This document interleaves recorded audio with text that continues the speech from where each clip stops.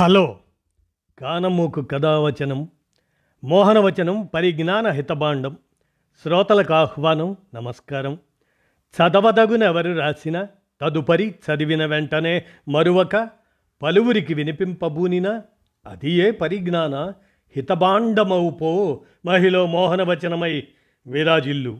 పరిజ్ఞాన హితబాండం లక్ష్యం ప్రతివారీ సమాచార హక్కు. ఆస్ఫూర్తితోనే ఇప్పుడు గురజాడ వారి 109వ వర్ధంతి సందర్భంలో ప్రముఖుల జీవిత విశేషాలు శీర్షికన మహమ్మద్ గౌస్ విరచిత అంశంగా గురజాడ సాహితీ సంస్కరణల్లో అడుగుజాడ అనేటువంటి అంశాన్ని ఇప్పుడు మీ కానమోకు కథావచన శ్రోతలకు మీ కానమోకు స్వరంలో వినిపిస్తాను. వినండి. గురజాడ సాహితీ సంస్కరణల్లో అడుగుజాడ. ఇక వినండి. మహమ్మద్ గౌస్ విరచితం. ప్రముఖ తెలుగు రచయిత గురజాడ అప్పారావు గారు తన రచనల ద్వారా సాంఘిక పరివర్తనకు ప్రయత్నించిన మహాకవి. తెలుగు సాహిత్యాన్ని సుసంపన్నం చేసిన గొప్ప సాహితీకారుల్లో ఒకరు. అభ్యుదయ కవితా పితామహుడు అని బిరుదు పొందినవారు. తెలుగు సాహిత్యంలో వాడుక భాష ఒరవడికి కృషి చేసిన వారిలో ఆద్యుడు. గురజాడ అప్పారావు గారి వర్ధంతి జ్ఞాపకంగా గురజాడ అప్పారావు గారు హేతువాది. 19వ శతాబ్దంలోనూ 20వ శతాబ్ది మొదటి దశకంలోనూ వారు చేసిన రచనలు ఈనాటికి ప్రజల మన్ననలను పొందుతున్నాయి. అతను ప్రజలందరికీ అర్థమయ్యే వాడుక భాషలో రచనలు చేశారు. వీరి కన్యాశుల్కం నాటకానికి సాహితీ లోకంలో ఒక ప్రత్యేకమైన స్థానం ఉంది. ఈ నాటకంలో అతను సృష్టించిన గిరీశం, మధురవాణి, రామప్ప పంతులు మొదలైన పాత్రలు ప్రఖ్యాతి పొందాయి. గురజాడ అప్పారావు గారు విశాఖ జిల్లా ఎస్ రాయవరంలో మేనమామ ఇంట్లో 1862 సెప్టెంబర్ 21న వెంకట రామదాసు, కౌసల్యమ్మ దంపతులకు జన్మించారు. అతనికి శ్యామలరావు అనే తమ్ముడు ఉన్నాడు. గురజాడ అప్పారావు కుటుంబం వారి తాతల కాలంలో కృష్ణా జిల్లా గురజాడ గ్రామం నుండి విశాఖ మండలానికి వలస వచ్చింది. అప్పారావు తండ్రి విజయనగరం సంస్థానంలో పేష్కారుగా, రెవెన్యూ సూపర్వైజర్గా, అలాగనే కిలేదారుగాను పనిచేశారు. తన 10వ ఏట వరకు అప్పారావు చీపురుపల్లిలో చదువుకున్నాడు. తరువాత వారి తండ్రి కాలం చేయటంతో విజయనగరానికి వచ్చారు. ఇక్కడ చాలా పేదరికంలో వారాలు చేసుకుంటూ చదువు కొనసాగించారు. ఆ సమయంలో అప్పటి ఎంఆర్ కళాశాల ప్రధానాధ్యాపకులు సి చంద్రశేఖర శాస్త్రి వీరిని చేరదీసి ఉండడానికి చోటిచ్చారు. 1882లో మెట్రికులేషన్ పూర్తి చేసి ఆ తరువాత 1884లో ఎఫ్ఏ చేశాడు. ఇదే సంవత్సరంలో ఎంఆర్ ఉన్నత పాఠశాలలో ఉపాధ్యాయునిగా చేరారు. విజయనగరంలో బిఏ చదువుతున్నప్పుడు వాడుక భాషా ఉద్యమ నాయకుడు గిడుగు రామ్మూర్తి ఇతనికి సహాధ్యాయి. వారిద్దరూ ప్రాణ స్నేహితులు. ప్రతి ఏటా గురజాడ జన్మదిన వేడుకను ఎస్ రాయవరం ప్రజలు ఘనంగా నిర్వహిస్తారు. 1885లో అప్పారావు గారు అప్పల నరసమ్మ గారిని వివాహం చేసుకున్నారు. వీరికి 3 సంతానం, 2 కుమార్తెలు, 1 కుమారుడు. 1887లో మొదటి కుమార్తె ఓలేటి లక్ష్మీ నరసమ్మ జన్మించింది. 1890లో కుమారుడు వెంకట రామదాసు, 1902లో రెండవ కుమార్తె పులిగెడ్డ కొండయమ్మ జన్మించారు. అప్పటి కళింగ రాజ్యంగా పేరు పొందిన విజయనగరంలోనే అప్పారావు నివసించారు. విజయనగర సంస్థాన పోసపాటి గజపతి రాజులతో వారికి మంచి సంబంధాలు ఉండేవి. 1887లో విజయనగరం కాంగ్రెస్ పార్టీ సమావేశంలో అతను మొదట ప్రసంగించారు. ఇదే సమయంలో సాంఘిక సేవకై విశాఖ వాలంటరీ సర్వీసులో చేరారు. 1889లో ఆనంద గజపతి డిబేటింగ్ క్లబ్కు ఉపాధ్యక్షుడిగా ఎన్నికయ్యారు. ఇదే సమయంలో తమ్ముడు శ్యామలరావుతో కలిసి ఆంగ్లంలో పద్యాలు రాసేవారు. వీరు రాసిన ఆంగ్ల పద్యం సారంగధర ఇండియన్ లీషర్ హవా అనే దానిలో చదివినప్పుడు అందరూ మెచ్చుకున్నారు. అప్పుడే కలకత్తాలో ఉన్న రీసెంట్ రోయిట్ ప్రచురణకర్త శంభుచంద్ర ముఖర్జీ అప్పారావును తెలుగులో రచన చేయటానికి ప్రోత్సహించారు. ఆంగ్లంలో ఎంత గొప్పగా రాసినా అది పరిభాషేనని, తన మాతృభాషలో వారు ఇంకా గొప్పగా రాయగలరని అతడన్నాడు. Indian leisure hour editor Gundukurthi Venkataramanaiah వారు కూడా వీరిని ఇదే త్రోవలో ప్రోత్సహించారు. 1891లో విజయనగర సంస్థానంలో సంస్థాన శాసన పరిశోధకునిగా గురజాడ నియామకం పొందారు.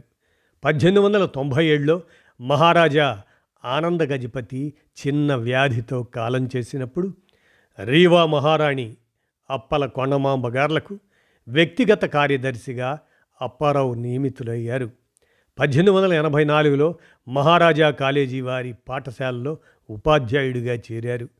1886లో డిప్యూటీ కలెక్టర్ కార్యాలయంలో హెడ్ క్లర్క్ పదవిని, 1887లో కళాశాలలో అధ్యాపక పదవిని నిర్వహించారు.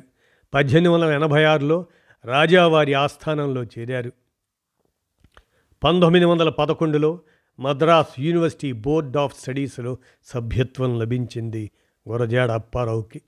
వీరు కన్యాశుల్కం రచన గిడుగు రామ్మూర్తి గారితో కలిసి వాడుక భాషా వ్యాప్తికి ఉద్యమించారు. ప్రపంచ ప్రఖ్యాతిగాంచిన కన్యాశుల్కం నాటకాన్ని 1890 ప్రాంతాల్లో పూర్తి వాడుక భాషలో రచించారు. ఆ రోజుల్లో ప్రబలంగా ఉన్న కన్యాశుల్కం, వేశ్యావృత్తి అటువంటి దురాచారాలపై విమర్శ ఈ నాటకానికి కథావస్తువు. 1892లో నాటకపు తొలి ప్రదర్శన జరిగింది.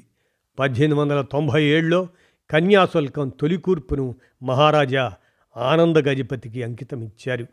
ఇప్పుడు మనకు దొరుకుతున్న కన్యాశుల్కం రెండవ కూర్పును 1909లో రచించారు. 1892లో గురజాడవారి కన్యాశుల్కం నాటకాన్ని తొలిసారిగా ప్రదర్శించారు.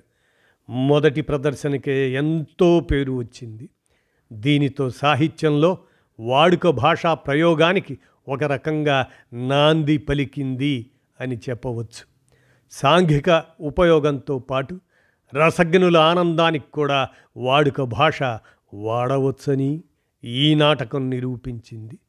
దీని విజయంతో అప్పారావు ఈ ఆలోచన సరళిని అవలంబించి ఇతర సాహిత్యకర్తలను వెతకసాగారు. ఈ సరళకి అతని చిన్ననాటి స్నేహితుడు చీపురుపల్లిలో తన సహాధ్యాయి అయిన గిడుగు రామ్మూర్తి ముఖ్యుడు. వాడుక భాషా ప్రయోగానికి వ్యతిరేకి అయిన కాశీభట్ట బ్రహ్మయ్య శాస్త్రి కూడా ఈ నాటకం సాహితీ విలువలను ప్రశంసించడంతో అప్పారావుకు ఎంతో పేరు వచ్చింది. 1896లో ప్రకాశిక అన్న పత్రికను మొదలుపెట్టాడు. 1897లో కన్యాశుల్కాన్ని వావిళ్ళ రామస్వామి శాస్త్రులు అండ్ సన్స్ మద్రాసు వారు ప్రచురించారు. అప్పారావు దీన్ని మహారాజా ఆనంద గజపతికి అంకితం ఇచ్చారు. 1909 ఆరోగ్యం కుదుటపడటానికి నీలగిరి కొండల్లో విశ్రాంతి తీసుకుంటున్న సమయంలో కన్యాశుల్కం తిరగరాశారు. వాడుక భాషలో విజయనగర ప్రాంత యాసలో రాసిన ఈ నాటకం 100 సంవత్సరాల తర్వాత కూడా ఈనాటికి పాఠకులను అలరిస్తూనే ఉంటుంది. ఈ నాటకం కన్నడం, ఫ్రెంచ్, రష్యన్, ఇంగ్లీష్లో 2 సార్లు, తమిళం, హిందీలో 2 సార్లు ఆ భాషల్లోకి అనువాదమైంది. గురజాడ గారి మరణం తర్వాత కన్యాశుల్కంపై ఎన్నో వివాదాలు రేగాయి. అది అసలు అతను రాయలేదనేది, వేరెవరో రాస్తే తన పేరు వేసుకున్నారని ఒకటి, అతను ఇంగ్లీష్లో రాస్తే వేరే ఒక ఆయన దాన్ని తెలుగులోకి అనువదించారని మరొకటి. ఇలాగా కొన్ని వివాదాలు రేగాయి.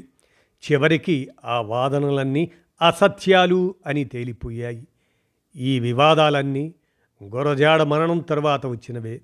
ఇన్ని వివాదాల మధ్య కన్యాశుల్కం కొన్ని వందల ప్రదర్శనలు పూర్తి చేసుకుంది. 100 ప్రదర్శనలు పూర్తి చేసుకున్న మొట్టమొదటి తెలుగు నాటకం, సాంఘిక నాటకం కన్యాశుల్కమే. 1910లో రాసిన దేశమును ప్రేమించుమన్నా అనే దేశభక్తి గీతం ఎంతో ప్రసిద్ధి పొందింది. 1911లో మద్రాస్ విశ్వవిద్యాలయం బోర్డ్ ఆఫ్ స్టడీస్లో నియమించబడ్డారు అప్పారావు. అదే సంవత్సరంలో స్నేహితులతో కలిసి ఆంధ్ర సాహిత్య పరిషత్ ప్రారంభించారు. వ్యవహారిక భాషోద్యమంలో గురజాడ 20వ శతాబ్ది తొలినాళ్లలో జరిగిన వ్యవహారిక భాషోద్యమంలో గురజాడ అప్పారావు గారు తన సహాధ్యాయి గిడుగు రామ్మూర్తి పంతులతో కలిసి పోరాటం చేశారు. వారిద్దరూ కలిసి పత్రికల్లో, సభల్లో, మద్రాసు విశ్వవిద్యాలయంలో గ్రాంధిక భాషావాదులతో అలసట ఎరుగకుండా తలపడ్డారు. గిడుగు వాదనా బలానికి, గురజాడ రచనాశక్తి వ్యవహారిక భాషోద్యమానికి వినియోగపడ్డాయి. ఎవరెవరు ఏమన్నారంటే గురజాడ వారి గురించి, కన్యాశుల్కం నాటకానికి సాటి రాగల రచన భారతీయ సాహిత్యంలో మృచ్ఛకటికం తప్ప మరొకటి లేదు అని శ్రీశ్రీ, కన్యాశుల్కం బీభత్సరస ప్రధానమైన విషాదాంత నాటకం అని శ్రీశ్రీనే, కవిత్రయం అంటే తిక్కన వేమన గురజాడ అని శ్రీశ్రీనే. గురజాడ 1915లో చనిపోలేదు, అప్పుడే అతను జీవించడం ప్రారంభించాడు అంటూ దేవులపల్లి కృష్ణశాస్త్రి. ఏది ఏమైనా 1913లో అప్పారావు పదవీ విరమణ చేశారు. అప్పటి నుండి అనారోగ్యంతో బాధపడ్డారు. ఇదే సమయంలో మద్రాస్ విశ్వవిద్యాలయం వారు ఫెలోషిప్తో గౌరవించారు. చివరికి 53 సంవత్సరాల వయసులో 1915 నవంబర్ 30 అనగా 109 సంవత్సరాల క్రితం గురజాడ అప్పారావు గారు మరణించారు. ఇదండి గురజాడ సాహితీ సంస్కరణల్లో అడుగుజాడ అనేటువంటి అంశాన్ని ప్రముఖుల జీవిత విశేషాలు శీర్షికన మహమ్మద్ గౌస్ విరచితమైన ఈ అంశాన్ని మన కానమోకు కథావచనం శ్రోతలకు మీ కానమోకు స్వరంలో వినిపించాను. విన్నారుగా, ధన్యవాదాలు.